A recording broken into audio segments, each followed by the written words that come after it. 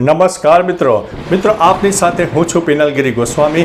આજના વેધર એનાલિસિસમાં વાત થશે આજે તારીખ 11 જુલાઈથી લઈને 22 જુલાઈ સુધી ગુજરાતમાં કેવું રહેશે હવામાન, આવનારા દિવસોમાં શું છે વરસાદની પરિસ્થિતિ, અત્યારે જે વરાપનો રાઉન્ડ ચાલી રહ્યો છે કેટલા દિવસ ચાલશે અને હજુ ગુજરાતના કયા જિલ્લામાં વરસાદની શક્યતા વધુ છે, તમામ પ્રકારની માહિતી આ એક વિડીયોમાં તમને મળી જવાની છે।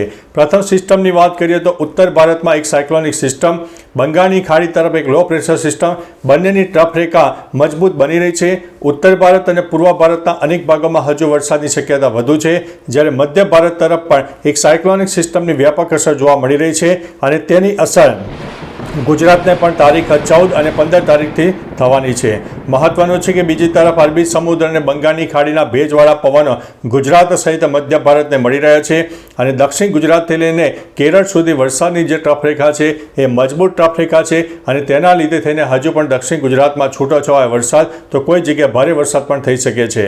હવે મિત્રો આજે તારીખ 11 જુલાઈ છે તો આજે ગુજરાતમાં ચોક્કસથી અંદાજિત 50 થી 70% વિસ્તારમાં વરસાદ વિરામ લે અને તાપ તડકો ઉગાડ પણ કોઈ વિસ્તારમાં નીકળે તેવી પરિસ્થિતિનું નિર્માણ થાય, પરંતુ મિત્રો એમ નથી માની લેવાનું કે વરસાદ નહીં આવે।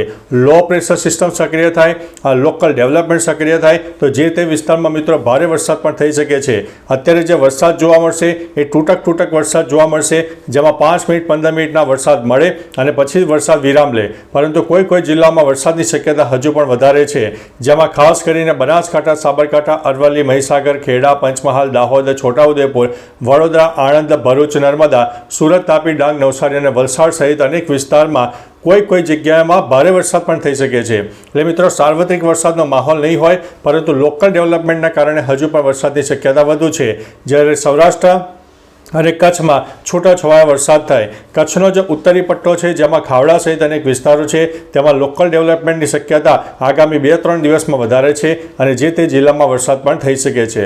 મિત્રો આવું વાતાવરણ 12 જુલાઈએ પણ જોવા મળવાનું છે અને આપણને 14 જુલાઈથી જે મધ્ય ભારતમાં સાયક્લોનિક સિસ્ટમ સક્રિય થશે તેની અસર ઉત્તર ગુજરાતનો પૂર્વ તરફનો વિસ્તાર અને દક્ષિણ ગુજરાતને થવાની છે। એટલે ફરીથી જે વરસાદનો રાઉન્ડ આવશે, આ જે જિલ્લાઓ અને વિસ્તારો દર્શાવ્યા છે તે જિલ્લાઓ થી વરસાદની શરૂઆત ફરીથી થઈ જશે।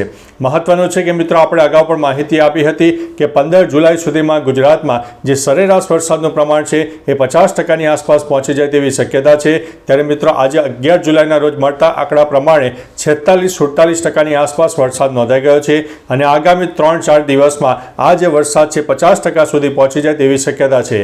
બીજી તરફ મિત્રો જળાશયોમાં પાણીની આવક થોડીક વધી રહી છે, તેની પાછળનું મુખ્ય કારણ છે કે અત્યારે જ્યારે ઉપરવાસમાં વરસાદ થઈ રહ્યો છે ત્યારે તેના લીધે થઈને ગુજરાતની નદીઓના જળાશયમાં પાણીની આવકમાં પણ વધારો થયો છે। એટલે નદી કિનારાના વિસ્તારો હોય, ડેમ હોય, તમામ પ્રકારના જે પાણી છોડવાના જે ઉપકરણો છે તેમાંથી પાણી પણ છોડવામાં આવી શકે છે। એટલે તટીય વિસ્તારોમાં રહેતા લોકો થોડા સાવચેત રહેજો, એલર્ટ રહેજો। બાકી મિત્રો તમારા વિસ્તારમાં વરસાદનું પ્રમાણ કેવું છે, તાપ હોય, તડકો હોય, ઉઘાડ હોય, ઉપરાંત ગરમીનું પ્રમાણ હોય, બફારાનું પ્રમાણ હોય, ભેજનું પ્રમાણ કેટલું છે, પવનનું પ્રમાણ કેટલું છે, તમામ પ્રકારની માહિતી આપજો જેથી અન્ય મિત્રો પણ જાણી શકે। તો ચાલો મિત્રો ફરીથી દેશ અને દુનિયાના તાજા સમાચાર અને વરસાદની નવી આગાહી લઈને મળતા રહીશું, ત્યાં સુધી અમને રજા આપશો। નમસ્તે।